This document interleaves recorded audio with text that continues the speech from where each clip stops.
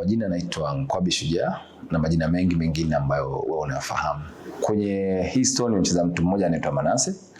Manase ni dokta wa masuala ya wanawake. Huyu mwamba ni mtu mmoja ambaye ana huruma, anajua kazi yake, anajiamini, yuko strong.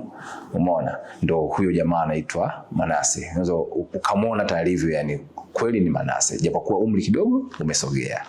Manase bwana, ile kujiamini kwake kwamba kazi yake anaijua kabisa kwamba hii kazi yangu na naifanya.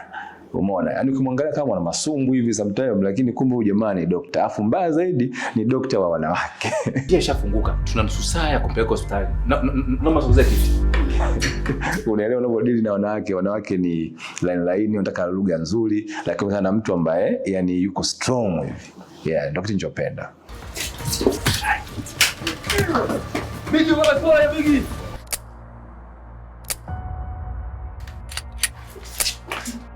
Kwenye lift scene ambayo ilikuwa ngumu, unajua ilikuwa ni dunia mbili, kwamba wewe ni mwigizaji alafu ulishabuko ndani ya lift. Mnaelewa maisha kwenye lift, alafu kuna misukosuko inaendelea.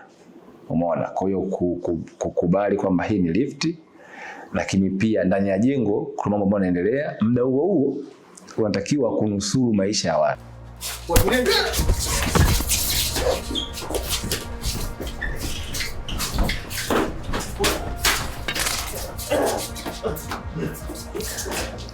Kwa ujumla imenipa vitu kadhaa kama mwigizaji. Kwanza huyu character ambaye nimemcheza ni character ambaye amenizidi umri.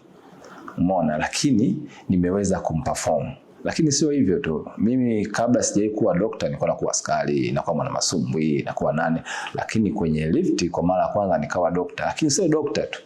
Doctor wa wanawake. Toka kwenye kampuni gani?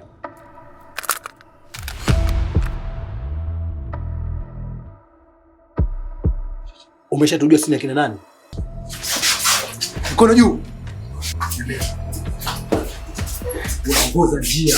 Usiangalie nyuma. Mambo matano ambayo shabiki atavutiwa nao kwenye lift. Kwanza, aina ya character ambao umetumika humu. Yaani ni aina ya character ambao nadhani kama ukipewa story ya lift unaweza ukawa na character yako mwenyewe, lakini ambao kwa humu ni tofauti kabisa. Pia aina ya location. Aina ya location pia zitawasumbua watu, kwa utavutiwa kwamba hii bwana sio tu ile chumbani sebuleni. Tuko ndani lakini tumetoka katika mawazo ya chumbani na sebuleni. Hicho kitu cha pili. Aina ya chemistry ya wachezaji. Watu ambao wameitwa sehemu moja afu wakawa na chemistry ya kucheza. Hii itawapa watu kwamba yani kitu tofauti kabisa. Kuna jinsi pia ya uigizaji. Unajua kuna vitu vingine ukasema hivi, jamaa kama umeshakaa zaidi ya mwaka ukiandaa hichi kitu, lakini kumekuwa kitu cha muda mfupi.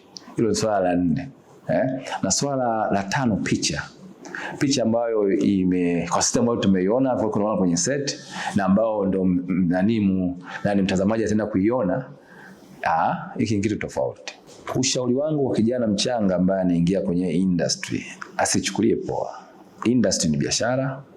Industry pia sio nyepesi kama inavyoonekana. Inataka nidhamu, umeona, na kukubali, yani ujitoe kwa ajili ya hiyo.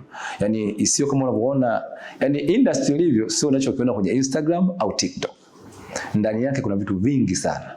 Kwa hiyo nidhamu ni kitu muhimu sana. Kwa sababu ukiwa na nidhamu utafika sehemu kubwa sana. Umeona? Kingine ambacho naweza kumwambia kwamba asiwe kukata tamaa. Afanye maamuzi. Asiingie kwa sababu anajaribu apate followers. Aingie kwa sababu kaamua hii ni kazi kama kazi zingine kabisa.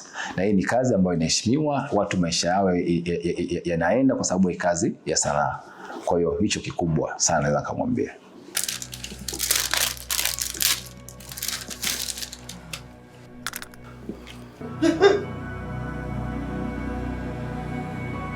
Bwana dai anaitwa Nkwabi Shujaa. Soga Africa Film kokote, au sio? Tukutane hapo.